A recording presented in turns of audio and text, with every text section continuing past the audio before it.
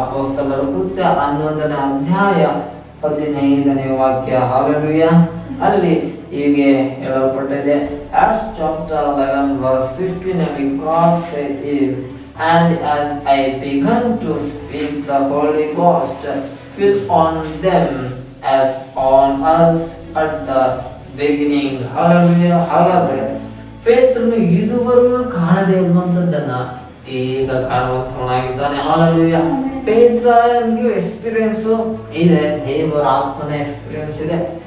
Hallelujah. ಆದ್ರೆ ಇದುವರೆಗೂ ಅವನು ಅನ್ಯ ಜನರ ಮೇಲೂ ಕೂಡ ದೇವರ ಆತ್ಮ ಇಳಿದು ಬರ್ತಾನೆ ಅನ್ನೋದು ಪೇತ್ರ ಇದುವರೆಗೂ ಕಂಡಿಲ್ಲ, ಇದುವರೆಗೂ ನೋಡಿಲ್ಲ, ಇದುವರೆಗೂ ಕೇಳೂ ಇಲ್ಲ.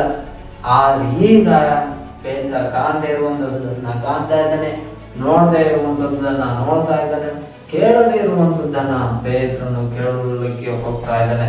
ಅದೇನಂದ್ರೆ ಇಷ್ಟು ದಿನ, ಇಷ್ಟು ವರ್ಷಗಳ ಕಾಲ ದೇವರ ಆತ್ಮ ಯಾರ ಮೇಲೆ ಬರ್ತಾ ಇದ್ದ ಅಂದ್ರೆ ದೇವಜನರ ಮೇಲೆ ಮಾತ್ರ ಎದ್ದು ಬರ್ತಾ ಇದ್ದ. ಇದನ್ನ ಪೇತ್ರ ನೋಡಿದ್ದಾನೆ. ಹಲ್ಲೆಲೂಯಾ.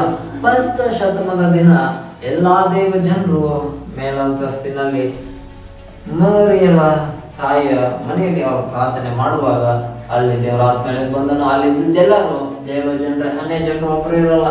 ಹಾಗಾಗಿ ಯೇಸುವಿನ ಶಿಷ್ಯರು ಅನ್ಯ ಜನರ ಮೇಲೂ ಕೂಡ ಆ ಮನೆಯಲ್ಲಿದ್ದ ಎಲ್ಲರ ಮೇಲೂ ಕೂಡ ದೇವರ ಆತ್ಮ ಇಳಿದು ಬರ್ತಾನೆ. ಇದನ್ನ ಪೇತ್ರನು ನೋಡಿದ್ದಾನೆ. ಆದ್ರಿಂದ ಇವನಿಗೆ ಎಕ್ಸ್ಪೀರಿಯನ್ಸ್ ಇದೆ, ದೇವರ ಆತ್ಮ ಹೆಂಗೆ ಇಳಿದು ಬರ್ತಾನೆ, ಹೆಂಗೆ ದೇವರ ಆತ್ಮ ನಡೆಸ್ತಾನೆ ಅನ್ನೋದು ಪೇತ್ರನಿಗೆ ಸ್ಪಷ್ಟವಾಗಿ ಗೊತ್ತಿದೆ. ಇಂಥ ಘಟನೆ ಅನ್ಯ ಜನರಲ್ಲೂ ಕೂಡ ನಡೆಯುತ್ತೆ ಅಂತ ಇವನನ್ನ